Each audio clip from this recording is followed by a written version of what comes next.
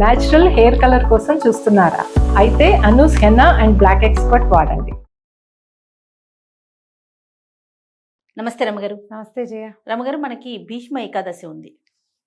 So Bhishma Ekadashi అనగానే భీష్ముడు చేసిన ప్రామిస్ ఒకటి, ఆయన అంపసై మీద ఉండటం, ఇవన్నీ మనం ప్రధానంగా చెప్పుకుంటూ ఉంటాం. మహాభారతంలో ఎన్నో క్యారెక్టర్స్ ఉన్నాయి కదండి, కానీ ఈయన గురించి మనం ప్రత్యేకంగా మాట్లాడుకుంటాం, ఈయన గొప్పతనాన్ని కదా. ఇంకొకసారి మనం స్మరించుకుందాం. మాఘశుద్ధ ఏకాదశిని భీష్మ ఏకాదశి అంటారు. సంవత్సరం అంతా మనకి ఏకాదశులు కనపడతాయి. తెలుగు మాసాలలో ప్రతి మాసంలోనూ 2 ఏకాదశులు వస్తాయి. ఖ్యాతమైనవి, ప్రత్యేకమైనవి ఉన్నాయిగా ఉండగా కూడా ఈ మొత్తం 24 ఏకాదశులు మనకి ఉపవాస దినాలుగా చెప్పబడ్డాయి. ఏకాదశి విష్ణువు యొక్క ఆయన అంశాస్వరూపంగా చెప్పబడుతుంది. ఆయనలోంచి బయటకు వచ్చిన ఒక శక్తిగా. అందుకని వారి ప్రీత్యర్థం విష్ణు ప్రీతి కొరకు ఏకాదశి నాడు ఉపవాసం చేయాలని, బియ్యం వాడకూడదని, ధాన్యం తినకూడదు, మన విధానం అది. మొత్తం ఈ రోజంతా ఉపవసించి రాత్రికి నిద్రపోకుండా ఉండి మర్నాడు ద్వాదశి పారణ చేస్తే ఏకాదశి వ్రత ఫలితం లభిస్తుందని మనకి ప్రత్యేకంగా చెప్పబడుతుంది. ఈ 24 ఏకాదశులు ఇదే విధంగా చేయాలి. ప్రతి హిందువు పాటించవలసిన విధానంగా చెప్పబడింది. పూర్వకాలం ఇంచుమించుగా అందరూ ఈ జాతి నియమాలు లేకుండా అందరూ ఏకాదశి నియమాలు పాటించేవాళ్ళు.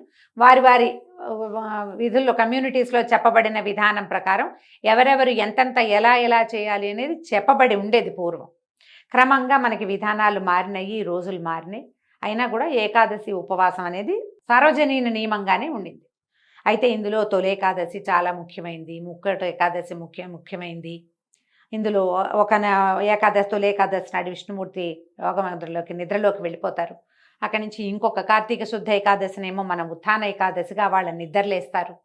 ఇవన్నీ చెప్పుకుంటూ ఉంటే అన్నీ విష్ణునామానికి సంబంధించినవి, విష్ణువు వల్ల మనకి లభించేవి, వాటి గురించే చెప్తే ప్రత్యేకంగా ఒక వ్యక్తి పేరుతోటి ముడిపడి ఉన్నది భీష్మ ఏకాదశి. అందుకని ఈ భీష్మ ఏకాదశిని కూడా ప్రత్యేకమైన ఏకాదశిగా మనం గుర్తిస్తాం, చెప్పుకుంటాం. మన ముందు యుగంలో చాలా ఎక్కువ జీవన ప్రమాణం కలిగిన వాడు, అత్యద్భుతమైనటువంటి ప్రామాణికమైన జీవన విధానం కలిగిన వాడు భీష్ముడు. ఆయనకి సహజంగా దేవవ్రతుడు అనే పేరున్నప్పటికీ ఆయన చేసిన మహాప్రతిజ్ఞ కారణంగా ఆయనకి ఆ భీష్ముడు అనే పేరు వచ్చింది. భీషణమైన ప్రతిజ్ఞ, మానవ మాత్రుడు నిలవలేని, చేయలేని అతి గట్టి ప్రతిజ్ఞ. ఒక వివాహయోగ్యమైన యువకుడు, వివాహయోగ్యుడు, పట్టాభిషేకానికి సిద్ధంగా ఉన్నవాడు, తన తండ్రి కోరిక తీర్చడం కోసం నేను వివాహం చేసుకోను, పట్టాభిషేకం చేసుకోను అని భీషణమైన ప్రతిజ్ఞ చేసి తండ్రికి ఆయనకి కావలసిన వివాహం చేసి ఆ తండ్రికి పుట్టిన కుమారులని పెంచి పెద్ద చేసి వాళ్ళకి వివాహాలు చేసి వాళ్ళ పిల్లల్ని వాళ్ళకు కూడా సంతానం కలగకపోతే సంతానం కలిగేందుకు దారిని అన్వేషించి వాళ్ళకి సంతానం కలిగితే ఆ పిల్లలకు కూడా వివాహాలు చేసి వాళ్ళకి కలిగిన కుమారులకు కూడా వివాహాలు చేసి ఇన్ని తరాల వివాహాలని దగ్గర ఉండి నిర్వహించి, ఇన్ని తరాల పెంపుదలని దగ్గర ఉండి నిర్వహించి, తన కోసం ఒక్కదాన్ని కూడా ఉంచుకోకుండా చివరికి తనకి కావలసినట్టుగా ఇచ్ఛామరణాన్ని పొందినవాడు భీష్ముడు. ఈ కథంతా చెప్తే మహాభారతం మొత్తం చెప్తాం మనం. ఇలా చేయగలిగేవాడు ఇంకెవ్వరూ లేరు. అందుకనే భీష్మ పితామహుడు ప్రత్యేకమైన వాడు. అవునండి. ఆ ప్రత్యేకత వల్లే ఈ ఏకాదశికి ఆయన పేరు వచ్చింది. ఇచ్ఛామరణాన్ని పొంది ఉన్నాడు ఆయన. ఎప్పుడు కావాలంటే అప్పుడు మరణించవచ్చు. ఆయన చాలా పెద్దవాడైపోయినా మునిమనవలు రాజ్యాలకి వచ్చినా కూడా, మనవలు రాజ్యానికి వచ్చారు, కౌరవులు పాండవులు ఆయన తమ్ముడి మనవలు కదా, తమ్ముడి మనవలు సరే క్షేత్రజులు కానీ ఎలాగైనా కానీ వాళ్ళు రాజ్యానికి వచ్చి వాళ్ళందరూ పెద్దవాళ్ళై వాళ్ళ పిల్లలు కూడా పెళ్ళిళ్ళయి వాళ్ళకు కూడా పిల్లలు పుట్టే సమయం వచ్చినా కూడా ఆయనకి ఏమి జీవితాన్ని త్యజించాలన్న ఉద్దేశం అది ఎప్పటికీ కలగల. ఆయన హాయిగానే ఉన్నాడు. ఎప్పుడైతే కురుక్షేత్ర సంగ్రామం జరిగిందో, కురుక్షేత్రంలో గాయపడి ఆయన దెబ్బతిని పడిపోయినాక అప్పుడు ఆయన తనకి ఉన్నటువంటి ఇచ్ఛామరణం అనే వరాన్ని ఆయన పొందారు. ఇది ఈయన యుద్ధం మొదలుపెట్టిన 10వ రోజున పడిపోయారు. కురుక్షేత్ర యుద్ధం. ఈ కురుక్షేత్ర యుద్ధం ఎప్పుడు మొదలైంది ఇవన్నీ మనకు తెలిసినవే. మార్గశిర శుద్ధ ఏకాదశి నాడు గీతా జయంతి జరుపుకున్నాం మొన్న మనం, 2 నెలల క్రితం. అవును. మనం ఇప్పుడు మాఘశుద్ధ ఏకాదశిలో మాఘానికి ముందు పుష్యమైంది, పుష్యానికి ముందు మార్గశీర్షం. మార్గశీర్ష శుద్ధ ఏకాదశి నాడు గీతాచార్యుడు భగవానుడైన కృష్ణ పరమాత్మ అర్జునుడికి గీతను బోధించారు. తెల్లవారాక ఆ రోజు నుంచి యుద్ధం మొదలైంది. అప్పటికి 10వ రోజున భీష్మ పితామహులు పడిపోయారు. పడిపోతే ఆయన మరణించకుండా తనకి మరణాసన్నమైన రోజున ఏ రోజున తన ప్రాణాలు విడవాలో అది ఆలోచించుకుని, ఇది దక్షిణాయనము, ఉత్తరాయణ పుణ్యకాలం వరకు నేను జీవించి ఉండి నా ప్రాణాన్ని విడిచిపెడతానని చెప్పి ఆయన ఒళ్ళంతా బాణాలు గుచ్చుకుని ఉంటే నాకు ఒక సరైన శయ్యను ఏర్పరచమంటే మనవడైన అర్జునుడు, ఏ అర్జునుడి బాణమైతే ఆయన పడిపోవటానికి కారణమైందో అదే అర్జునుడు పరమ భక్తితో ఆయనకు ఒక అంపశయ్యను ఏర్పరిచాడు. ఆయనకి గుచ్చుకున్న బాణాలకి ఇంకా కొన్ని ఆసరాగా వేసి ఆ బాణాల మీదే ఆయన శరీరం ఉండేలాగా ఏర్పరిచి ఆయన్ని ఒక శిబిరంలో ఉంచారు. ఆ శిబిరంలోనే ప్రతిరోజు అందరూ వచ్చి ఆయన్ని కలుసుకునేలాగా ఏర్పరిచారు. యుద్ధం పూర్తయిన తర్వాత కూడా పూర్తయిపోయింది. సుయోధనుడు కూడా పడిపోయాడు. రాజ్యం మొత్తం పాండవుల వశమైంది.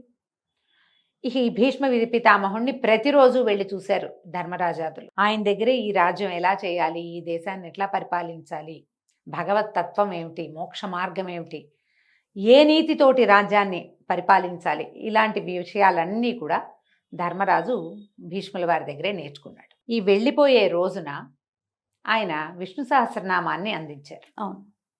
శ్రీకృష్ణుడి అనుగ్రహంతో ధర్మరాజుకి బోధించారు విష్ణు సహస్రనామం. మహాభారతం ఎంత ఉద్గ్రంథము, అత్యద్భుతమైనది, చాలా పెద్దది. దాంట్లోనే మనకి భగవద్గీత అందింది, దాంట్లోంచే మనకి విష్ణు సహస్రనామం కూడా అందింది. భగవద్గీతను గీతాచార్యుడు అందిస్తే ఆయన అనుగ్రహంతో భీష్ముల వారు ఈ విష్ణు సహస్రనామాన్ని అందించారు. ఈ సహస్రనామాన్ని అందించిన తర్వాతే ఈయన ప్రాణాలు విడిచిపెట్టారు. భీష్ముల వారిని తప్పకుండా ఈ రోజును తలుచుకోవాలి. మనం గీతా జయంతి ఎట్లా చేసుకున్నాం, ఈ భీష్మ ఏకాదశిని విష్ణు సహస్రనామ జయంతిగా చేసుకోవాలి. మామూలుగా ఏకాదశికి ఎట్లా ఉపవాసం ఉంటామో చక్కగా ఉపవాసం ఉండటం. ఈ ఉపవాసం అనగానే అన్నం మానేయటం, ఇది ఒక్క పాయింట్ తడుతూ ఉంటుంది జయ ఎప్పుడు కూడా. అవునండి. దీంట్లో ఈ ఉపవాసము అంటే అన్నం మానటము అని కాకుండా భగవంతుడి సమీపంలో నివసించటము అనే అర్థాన్ని తెలుసుకోవాలి. సమీప వసనము ఎవరికి, ఎవరికో కాదు, దేవుడికి. అంతే. మనం ఎవరి కోసం ఉపవాసం ఉంటున్నామో ఆయనకి దగ్గరలో ఉండటం. ఈ రోజుని మనం విష్ణువు కోసం ఉపవాసం చేస్తాం. విష్ణునామాలు చెప్పుకోవాలి, గోవిందనామాలు చెప్పుకోవాలి. ఈ ప్రత్యేకమైన రోజున విష్ణు సహస్రనామ పారాయణ అత్యద్భుతమైన ఫలితాన్ని ఇస్తుంది.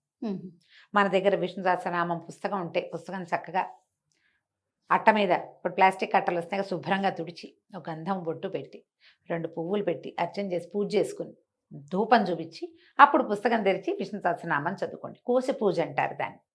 ఏ గ్రంథంలో నుంచి మనం చదువుకుని మనం పునీతలం అవుతున్నామో ఆ గ్రంథానికి పూజ చేయటం. ఓకే. ఓ పెద్ద పూజ చేసి దాన్ని అక్కడ పెట్టమని కాదు, పూజ చేశాక చదువుకోవాలి. అది చక్కగా విష్ణు సహస్రనామం చదువుకోండి.